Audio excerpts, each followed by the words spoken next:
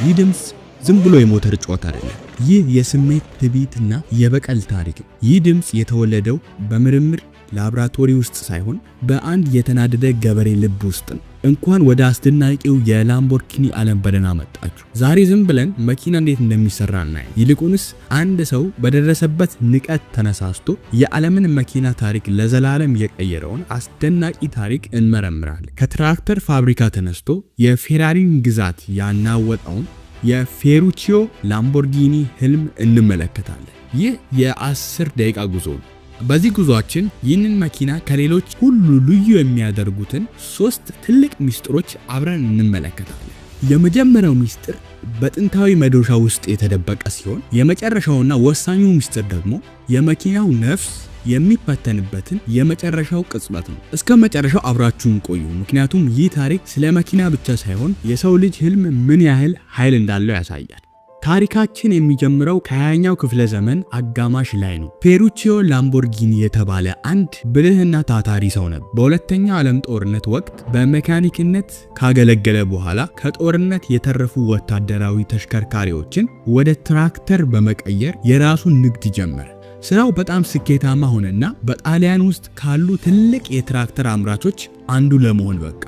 ፌሩቺዮ በሀብቱ መጠን በዘመኑ የነበሩትን ምርጥና ውድ መኪኖች መግዛት ይወድ ነበር። ከዚህም መካከል የፌራሪ መኪኖች ይገኙበታል። ነገር ግን በገዛው ፌራሪ 250 GT መኪና ላይ አንድ ተደጋጋሚ ችግር ያጋጥመው ነበር። እሱም የፍሪሲዮን ችግር ወይም ደግሞ የፍሪሲዮን መቃጠል ነበር።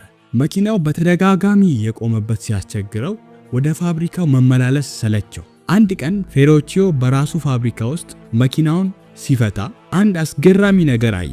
ፌራሪ የሚጠቀመው ፍሪሲዮን እሱ በራሱ ትራክተሮች ላይ የሚጠቀመው ፍሪሲዮን ጋር ተመሳሳይ ነበር፣ እንዲያውም ጥራቱ ያነሰ ነበር። ይህንን ሲያውቅ በቀጥታ ወደ ሜራኔሎ ሄዶ ከታላቁ ኤንዞ ፌራሪ ጋር ፊት ለፊት ተገናኘ።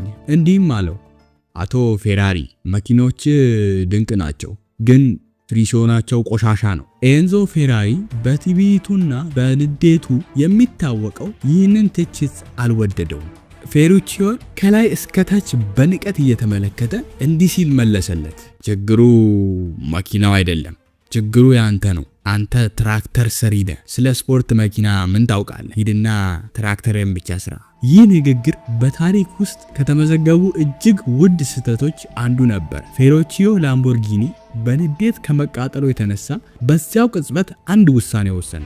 እንዲህ አለ፣ እንግዲያውስ ካንተ የተሻለ መኪና እኔ ሰራለሁ። የላምቦርጊኒ አውቶሞቢል የተወለደው በዚህ መልኩ ነው፣ ከበቀል። ምዕራፍ 2 የካርበን ፋይበር ጥበብ። የፌሩቺዮ ህልም ዛሬም በዚህ ፋብሪካ ውስጥ ይኖራል። የላምቦርጊኒ ኤቬንታዶር ስንመለከት በዚያ ህልም ቁንጮ ነው የምናየው። ይህንን መኪና ልዩ የሚያደርገው የመጀመሪያው ነገር ደግሞ አመራረቱ ሞንኮስ ቻንሲስ። ይህ ሙሉ በሙሉ ከካርበን ፋይበር የተሰራ ሲሆን ክብደቱ 147 ኪሎ ግራም ብቻ ነው። ነገር ግን ጥንካሬው ከብረት ይበልጣል።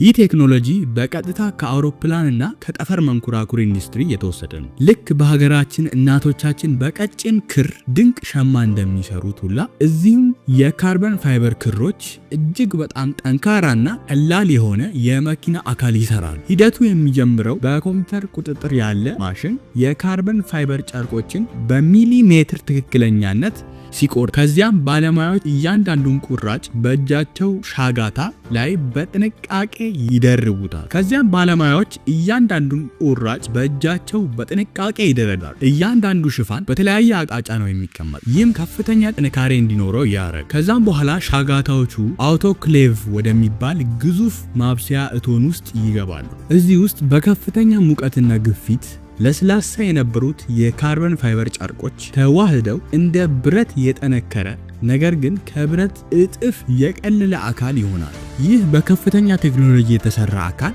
ፍጹም መሆኑን እንዴት ያረጋግጣል? በማይታመን መንገድ። አዎ፣ በመዶሻ። ይህ ባለሙያ ቻንሲሱን በተለያየ ቦታዎች ያንኳኳል። ጆሮውን ተክሎ ድምጹን ያዳምጣል። ድምጹ ጥርት ያለ ትንግ ትንግ የሚል ከሆነ አካሉ ምንም እንከን የለበትም ማለት ነው። ድምጹ ግን ድፍን ከሆነና የሚያስተጋባ ከሆነ በውስጡ ትንሽ የአየር አረፋ ተፈጥሯል ማለት ነው። ያ ክፍል ወዲያውኑ ውድቅ ይደረጋል። ፈተናውን ያለፈው አካል ልቡን ለመቀበል ይዘጋጅ። የላምቦርጊኒ ልብ ደግሞ ዝነኛው V12 ሞተር እኛ ኢትዮጵያ ውስጥ V8 አለ ኦልሞስት ደርሰናቸዋል። ይህ ዝም ብሎ ጉልበት የሚሰጥ ማሽን አይደለም። እሱ የመኪናው ነፍስ ነው። ከ1963 ጀምሮ የV12 ሞተር የላምቦርጊኒ መለያ ነው። የኤቬንታዶር 6.5 ሊትር ሞተር 700 የፈረስ ጉልበት ያመናል። ይህ ማለትም ወደ 700 የሚጠጉ ፈረሶች በአንድ ጊዜ የሚጎትቱት ያህል ኃይል አለው ማለት ነው። ሞተሩ ከልዩ ከአልሙኒየም እና ከሲሊከን ቅይጥ የተሰራ በመሆኑ ከቀድሞዎቹ ሞተሮች የበለጠ ኃይለኛ ሆኖ ክብደቱ ግን የቀነሰ ነው። አሁን ወደ ሁለተኛው ሚስጥር ደርሰናል። የላምቦርጊኒ ሞተር ድምጽ እንዲሁ በአጋጣሚ የተፈጠረ አይደለም። ሆን ተብሎ የተዘጋጀ የሙዚቃ ሲምፎኒየም ነው። የላምቦርጊኒ መሐንዲሶች የድምጽ መሐንዲሶች ናቸው። የሞተሩን ድምጽ ልክ እንደ ሙዚቃ መሳሪያ ይቃኙታል። የጪስ ማውጫውን ርዝመት፣ ቅርጽና የቫልቮቹን አከፋፈት በመቆጣጠር የተለያየ ስሜት የሚፈጥሩ ድምጾችን ያመነጫሉ። በዝቅተኛ ዙር ሲነዳ የሚፈጥረው ዝቅተኛ ድምጽ የመኪናውን የተደበቀውን ኃይል ያመለክታል። ፍጥነቱን ሲጨምር ደግሞ የቫልቮቹ አከፋፈት ይለወጥና ድምጹ ወደ ኦፔራ ጩኸት ይቀየራል። ይህ ድምጽ ሆን ተብሎ የተፈጠረ የላምቦርጊኒ ማንነት የሚገልጽ ፍርሚያ ነው። መኪናውን ሳታዩት እንኳን ላምቦርጊኒ መሆኑን በድምጹ ብቻ ታውቃላችሁ። ምዕራፍ 4 የጥበበኞች እጅ። በብዙ ፋብሪካዎች ይህ ሂደት በሮቦቶች ቢሰራም እዚህ ላምቦርጊኒ ውስጥ ግን ሙሉ በሙሉ በሰው እጅ ነው የሚከናወነው። ይህ ሂደት ከፍተኛ ትክክለኛነትና ጥንቃቄ ይጠይቃል። ከውጪ አውሬ፣ ከውስጥ ደግሞ ቅንጡ ቤተመንግስት። እያንዳንዱ የውስጥ ክፍል በደንበኛው ምርጫ መሰረት ይዘጋጃል። ደንበኛው ከፈለገ ቀለምና ቁሳቁስ እንዲመሩ ያስችላቸዋል። ከፈለጉ ከሚወዱት ልብስ ቀለም ጋር የሚሄድ ወይም የፀሐይ መጥለቂያ የሚያስታውስ ቀለም ማዘዝ ይችላል። እያንዳንዱ የቆዳ ቁራጭ እንከን እንደሌለው ከተመረመረ በኋላ በባለሙያዎች እጅ ተቆርጦና ተሰፍቶ ድንቅ መቀመጫዎችንና የውስጥ ክፍሎችን ይፈጥራል። እነዚህ ባለሙያዎች ዝም ብለው ሰራተኞች አይደሉም። እነሱ የጥበብ ሰዎች ናቸው። ብዙዎቹ በጣሊያን ውድ ትምህርት ቤቶች ተመርቀውና ለዓመታት ሰልጥነው ነው የመጡት። ምዕራፍ 5 የመጨረሻው ፍርድ። መኪናው ተገጣጥሞ አልቋል። የሚያብረቀርቅ ቀለም፣ ሞተር፣ ቅንጡ የውስጥ ክፍል አሁን ለደንበኛ ለመላክ ዝግጁ ይመስላል አይደል? ግን አይደለም።